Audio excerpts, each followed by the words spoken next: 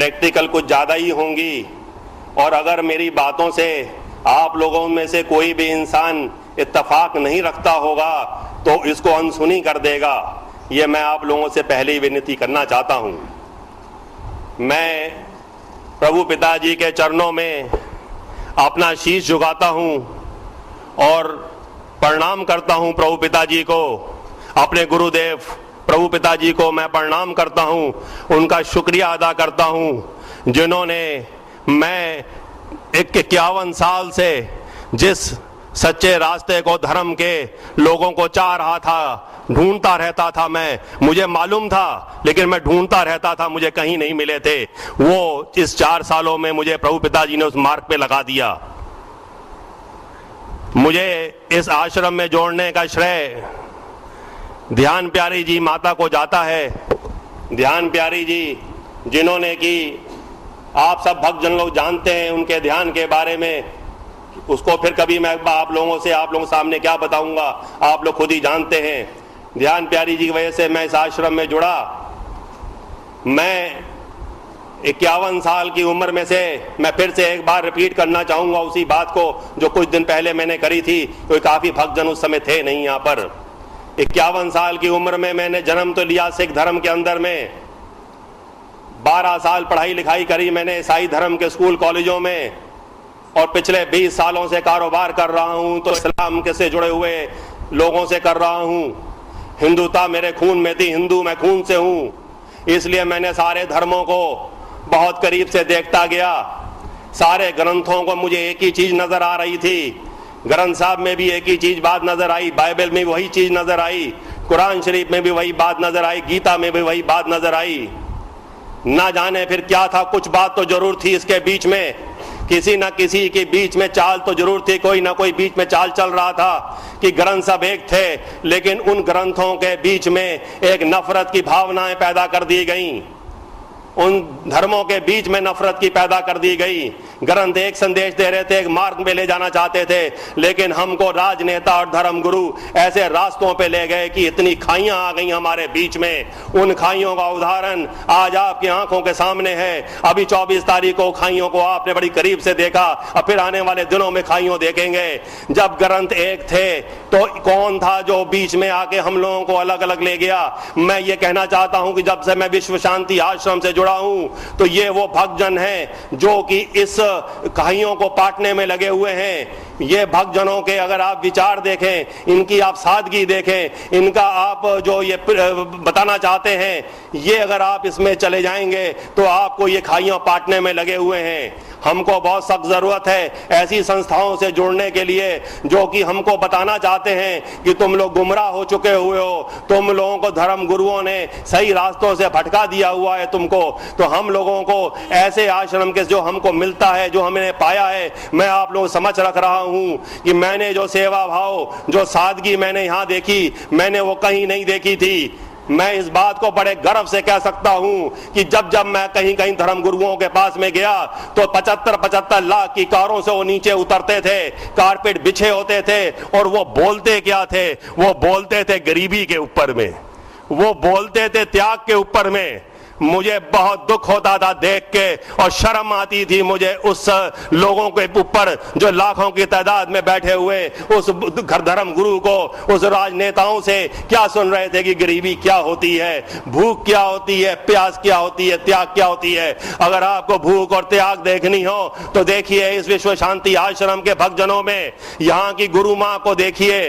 बहनें, 2 बहनें 13-14 साल की उम्र के अंदर में उन्होंने अपना 70-72 साल की उम्र में बड़े बहन जी हो गए, उन्होंने 70 साल 60 साल अपने जवानी के त्याग दिए। इनको अधिकार है त्याग की बात करने का, ना कि वो राजनेता और धर्म गुरुओं का।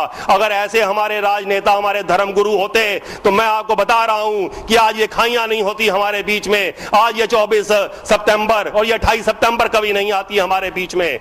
ये इसलिए आई क्योंकि हमारे धर्म गुरु, हमारे राजनेता ने कथनी और करनी में फर्क था। यही वो एक संस्था मुझे 51 साल की उम्र में मिली। मैं कहना चाहूंगा कि प्रभु पिताजी मैं तो ये 4 साल ही जिंदगी के जिए हैं, बाकी 51 साल तो मैं ढूंढता रह गया वो सब चीजें जो मुझे मालूम नहीं था यहां पर है। मैं बहुत बहुत शुक्रिया अदा करता हूं प्रभु पिताजी कि आपने मुझे ऐसे मार्ग में लगा दिया। मैं आपसे विनती करता हूं कि पता नहीं कितनी मेरी सेवाएं लिखी हैं। मैं अभी थोड़ी देर पहले कह रहा था, मैं प्रभु पिताजी अपने आप को रोज का डेली वेज वर्कर समझता हूं कि आज अच्छा काम करूंगा तो कल प्रभु पिताजी फिर मुझे नौकरी पे बुला लेंगे और फिर मुझे बख्शीश में कुछ मिल जाएगा।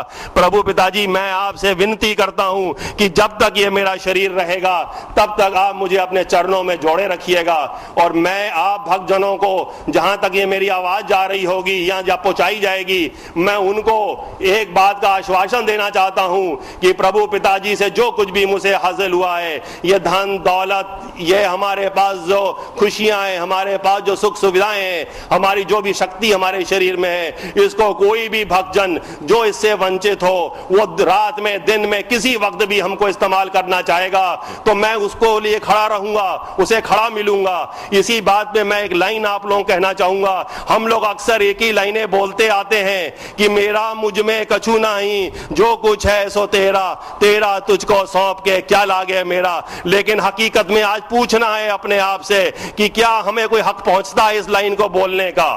हमको ये पूछना है अपने आप से, इस लाइन को बोलने के लिए हमको कर्म भी ऐसे करने। मैं आप लोगों के समक्ष में और कुछ बातें कहना चाहता हूं। बात मैं ये कहना चाहता हूं कि अगर आपकी नजरों में प्यार है, अगर आपकी आंखों में प्यार है तो आपको सारा जहां प्यारा लगेगा। अगर आपकी आंखों में प्यार है तो आपको सारा जहां प्यारा लगेगा और अगर आपकी वाणी में प्यार है तो आप सारे जहां को प्यारे लगोगे। आइए आज हम लोग इस बातों को पालन करें, प्रैक्टिकल पालन करें कि हमें सारा विश्व प्यारा लगे और हम भी सारे विश्व को प्यारे लगे। इसके लिए हमको अपनी आंखों में प्यार लाना है, अपनी वाणी में प्यार लाना है। हमको मोहब्बत कैसी करनी है। प्रभु पिताजी से एक भक्तजन ने पूछा कि प्रभु पिताजी आपकी मोहब्बत में और इंसान की मोहब्बत में फर्क क्या है। प्रभु पिताजी से एक भक्त ने प्रश्न किया कि प्रभु पिताजी एक इंसान की मोहब्बत में और आपकी मोहब्बत में फर्क क्या है। तो प्रभु पिताजी मुस्कुराए। प्रभु पिताजी मुस्कुराए और बोले, पिंजरे में जो बंद पंछी हैं वो इंसान तुम्हारी मोहब्बत हैं और आकाश में उड़ रहे जो पंछी हैं वो मेरी मोहब्बत हैं। पिंजरे में बंद पंछी का मतलब था कि हमने एक धर्म में रह गए हम लोग। हर धर्म का, मुसलमान के धर्म का पंछी मुसलमान का दाना खाता रहा, हिंदू का हिंदू खाता रहा, लेकिन प्रभु पंछी जब प्रभु पिताजी के नजरों में आए, आकाश में आए, तो ना हिंदू रहा, ना मुसलमान रहा, ना सिख रहा, ना ईसाई रहा। तो प्रभु पिताजी ने कहा था कि पिंजरे में जो बंद पंछी हैं वो तुम्हारी मोहब्बत हैं और आकाश में उड़ते हुए पंछी जो ने वो मेरी मोहब्बत हैं। ये प्रभु पिताजी ने हमसे कहा था। मैं आप लोगों को, आप लोग बहुत यहाँ ज्ञानी बैठे हुए हैं, बहुत सारे ज्ञान से जुड़े हुए हैं, लेकिन मैं सिर्फ इतना ही खाली कहना चाहूंगा कि जिस रास्तों पे हम लोग चल रहे हैं बहुत ही अच्छे रास्ते हैं, बहुत ही नेक रास्ते हैं। आज अगर श्रद्धांजलि देने हम लोग प्रभु पिताजी को आए हैं तो हम लोगों को एक सवाल करना है। मैं कुछ कहने जा रहा हूं, क्षमा चाहूंगा अगर किसी को उससे इत्तेफाक ना हो। अगर आज हम यहाँ पर श्रद्धांजलि देने आए हैं तो सबसे पहले पूछना है अपने आप से कि 2009 25 सितंबर को जब हम आए थे और आज 25 सितंबर 2010 में जब आए हैं तो हम में क्या फर्क आया। एक साल के अंदर में हमारे जीवन में कोई फर्क आया? विचारना है इस बात को। आज आपको अपना श्रद्धांजलि के रूप में आज आपको अपना रिपोर्ट कार्ड पेश करनी है। प्रभु पिताजी को तो मालूम ही है कि आपको क्या नंबर देने और क्या मिले हैं आपको, लेकिन आपको अपने हाथ से, अपने हाथों से अपना रिजल्ट कार्ड आज बनाना है और वही श्रद्धांजलि के रूप में भेंट करके जाइएगा आप। और अगर रिजल्ट कार्ड में आपने लिख दिया कि प्रभु पिताजी मैं फेल हो गया, तो फिर आपको क्या मांग के जाना है, ये बंदा आपके सामने मांगेगा। मैं ये कहना चाहता हूं कि प्रभु पिताजी ने 3 प्रश्न पत्र रखे थे हमारे सामने। परसेंटेज के लिए एक तीसरा प्रश्न पत्र है जो कि कंपलसरी है, जिसको भक्तजनों आप लोग ध्यान से सुनिएगा। तीसरा प्रश्न पत्र यह कहता था कि ये शरीर जो तुमको मैंने अमानत के रूप में दिया था, तुमने इसको अमानत समझा कि अपनी बबौती समझा। अगर तुमने इसको अमानत समझा था तो मैंने तो तुमको इसमें से इसको तुमको मैंने अहंकार से मुक्त दिया था, लोभ से मुक्त दिया था, घमंड से मुक्त दिया था। तुमने इसको क्या किया? तुमने इसमें मैं भर दी, लोभ भर दिया, अहंकार भर दिया तुमने इसको।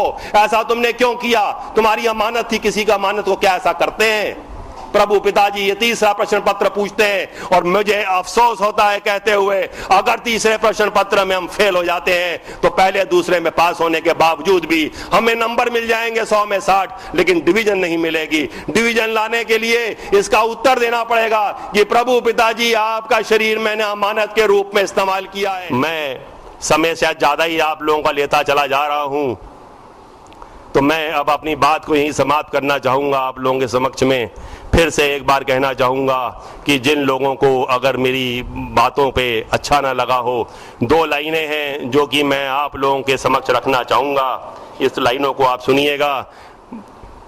प्रभु पिताजी कहते हैं कि ज़रूरत के मुताबिक ज़िंदगी जीना, ज़रूरत के मुताबिक ज़िंदगी जीना, ख्वाहिश के मुताबिक नहीं। जरूरत के मुताबिक जिंदगी देना, ख्वाहिश के मुताबिक जिंदगी ना जीना। क्योंकि जरूरत तो फकीर की भी पूरी हो जाती है और ख्वाहिश जो है बादशाह की भी अधूरी रह जाती है। ख्वाहिशों की जिंदगी मत जीना, जिंदगी जीना तो जरूरत के मुताबिक देना, वो तो एक फकीर की भी पूरी होती है और ख्वाहिश जो है वो तो एक बादशाह की भी अधूरी रह जाती है। ये मैं आपसे कहना चाहूंगा। एक आखिरी लाइन आप लोगों के सामने भक्तजन मैं रखना चाहता हूं। तकदीर के खेल से निराश नहीं होते, तकदीर के खेल से निराश नहीं होते, जिंदगी में कभी उदास नहीं होते। तकदीर के खेल से निराश नहीं होते, जिंदगी में कभी उदास नहीं होते।